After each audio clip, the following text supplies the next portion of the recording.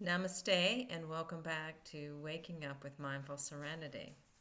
And we're going to continue with this little exercise of pulling a concept from the jar and talking on it for about 10 minutes. You notice how I say for about because I haven't been sticking to any actual time frame anymore. So I am going to reach into the jar and I'm going to pull out a question. I'm going to look at it briefly just to make sure that I can make out the writing.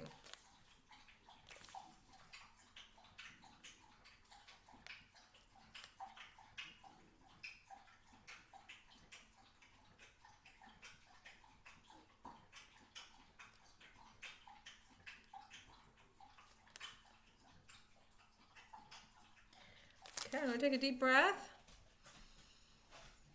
and exhale. I'm not going to set the time. I'm going to be watching it, so it should be another 10 minutes from now. And the question is, what is Vairagya? And I know I'm not pronouncing that correctly. It's a Sanskrit word. Vairagya. Viagra. It sounds like Viagra. Maybe that's where Viagra comes from. I don't know. But it's Vairagya. Vairagya. And how important is it to our spiritual growth and therefore our enjoyment of life? What is Vairagya? And how important is it to our spiritual growth and therefore to our enjoyment of life? Wow. I just did a little section on all these terms because I get fascinated sometimes with Sanskrit terms. I love language and I just hear it, it's especially an ancient language like Sanskrit. I like to understand what the words are meaning and what they're pointing to. That's all words do, right? They point to something deeper. They are just pointers. So this pointer, Vairagya, that I can barely pronounce, that is Sanskrit word, means detachment. And we often hear of this Vairagya in Patanjali Sutras or Yoga Sutras or in the context of yoga. So Vairagya, and I probably won't say it again, detachment, is the process of loosening our attachment to things of the physical world, physical phenomenon. And we've got to know that thoughts and emotions are also of the physical world. I think of the physical world as the first three koshas, anything related to those. The way we perceive the physical world in physicality forms is through the first three koshas. There is, to begin with, the physical kosha, the body, and what the five senses in the body pick up. That is in turn interpreted by the brain, which is another part of the physical body, so that we have an understanding of what is happening in our environment. And therefore, messages are sent back so that we can respond accordingly in the physical manner. So, of course, every one of our trillions of cells at some point processes the world in a certain way. Then underneath that, we have the energetic body or the subtle body.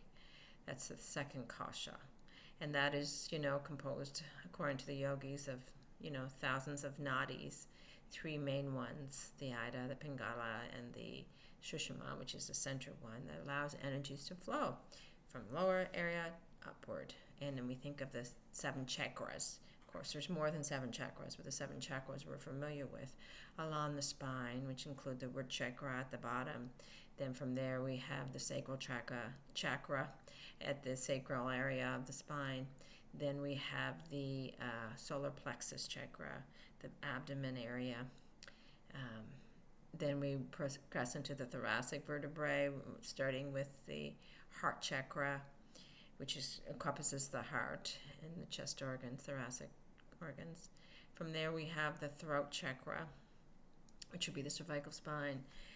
And we have, from there, we proceed to the third eye chakra, the Ajna chakra. And then we go up to above the head, a few centimeters above the head, to the 1,000-petal lotus chakra. Now, that's yogic philosophy that is centuries and centuries years old. You do not have to believe that when we're understanding about detachment, but it's a good idea to understand those physical components of the body while we answer this question about Viagra. Then we have, from our chakras, we progress. Vairagya. Keep on saying Vairagya. Vairagya. Then we have the third kasha, which is the mental kasha, and that encompasses our belief systems and all the things we've retained through dogma and doctrine, and our ideations and our conceptualizations, our thoughts, our beliefs. And again, remember, many of these beliefs are stored beliefs in the subconscious, which are very, very prevalent in how we, and very, they often determine how we live our lives. So those first three kashas are where we have our attachments and our Vairagya. The fourth kasha is the wisdom kasha, or the knowledge kasha, or the jnana kasha. And I probably don't even pronounce that right, and I've been saying it for years. Kasha, Jnana. And then beyond that, we have the Ananda Kosha, which is the bliss body kasha, which is the center of who we are. So those first three superficial kashas, the physical, the energetic, and the mental, are where we experience this thing called attachment. And if we see ourselves just as body and minds, we're not going any lower into the jhana where the wisdom is, we're not going any lower into where the Ananda is, we are definitely going to be attached to physical phenomenon, because we see ourselves as physical phenomenon and only as physical phenomenon. So we have this sense possibly of not being fulfilled in this world, scared, separate little entities that are needing to feel safe, needing to feel some type of satisfaction, some type of fulfillment. So they're grasping and clinging to the outside world, holding on to things. Clinging is a Buddhist term, but it epitomizes what Vairagya is, right? It is clinging. Clinging is that word. It is attachment. So we need to become detached. We need to step back and away from the ripples of the mind to see how the mind is rippling. Recognize we're not the ripples, we're the mind. Recognize we're not the ocean, not the waves, we're the ocean beneath it. Recognize that we're not the beams of light shining on something, we are the sun itself. And just step back and realize as objective observer what's going on, maintaining some distance so we can observe objectively. When we are attached to the physical phenomenon, when we identify with it, see it as necessary for our survival, we are going to become very fear-based and do whatever we can to protect it. We defend and attack. We make enemies of, others and sometimes ourselves in an attempt to maintain this idea of physicality, maintain ourselves in this physical world, this world of form, this world of thoughts and emotions and belief systems and doctrines, as well as physicality. So we become highly, highly attached. It is detachment that will save us. When we step away and start to say, I'm not going to, whoever I am inside here, in the jnana kasha, in the Ananda Kosha, am not going to perish if the things around me change and perish. We lose that sense of fear. We lose that need to cling and hold. We lose attachment with the things of this physical world. And we see who we truly, truly are at the deepest level. Detachment is necessary for our spiritual evolution.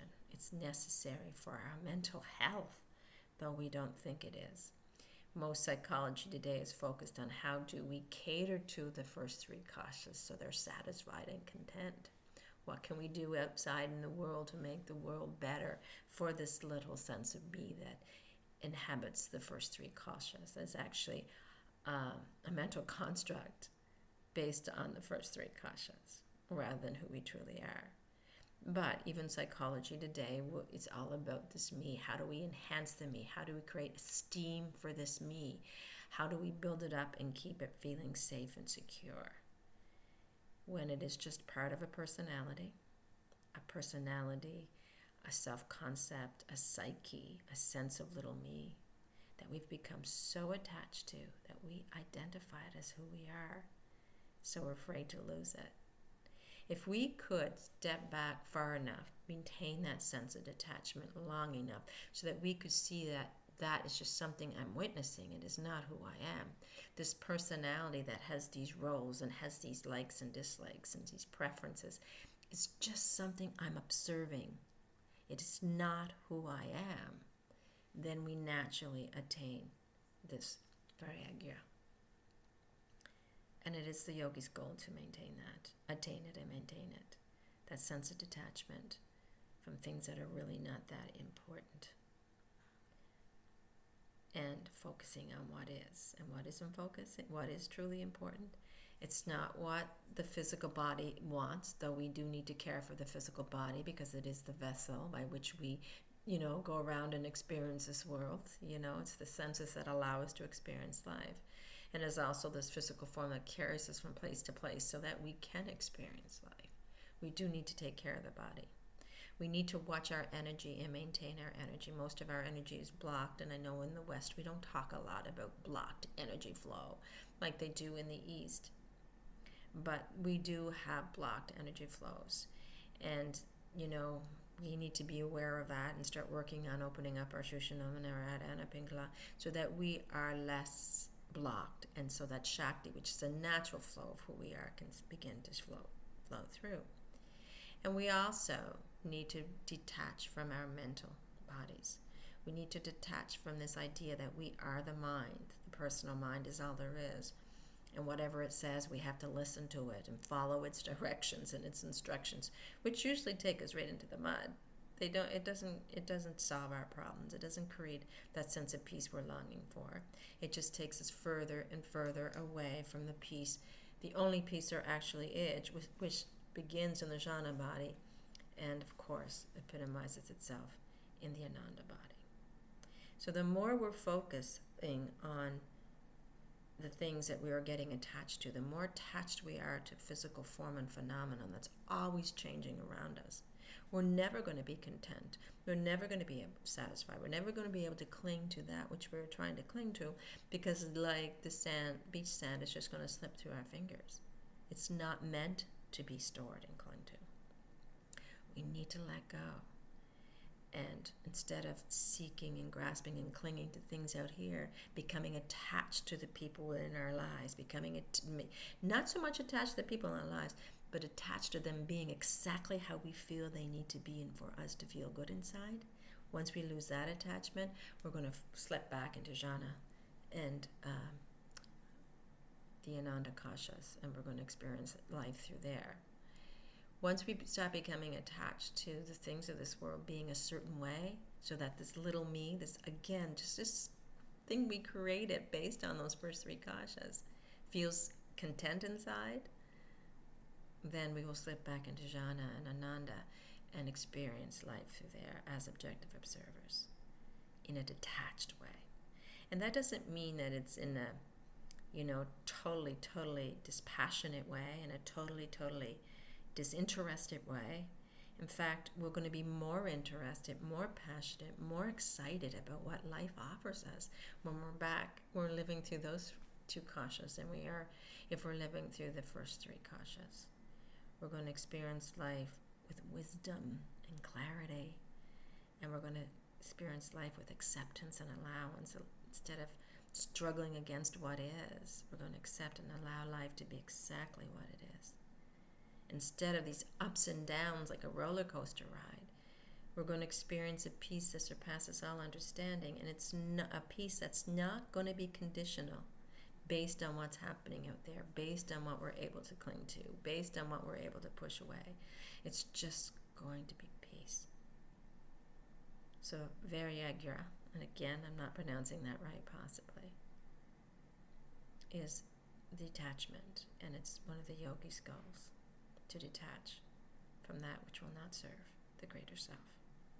And our journey and mission is all about, remembering who we are and maintaining that seat of consciousness in the Ananda body. Anyway, I'm not sure if that made a lick of sense, but that's all I'm going to say today.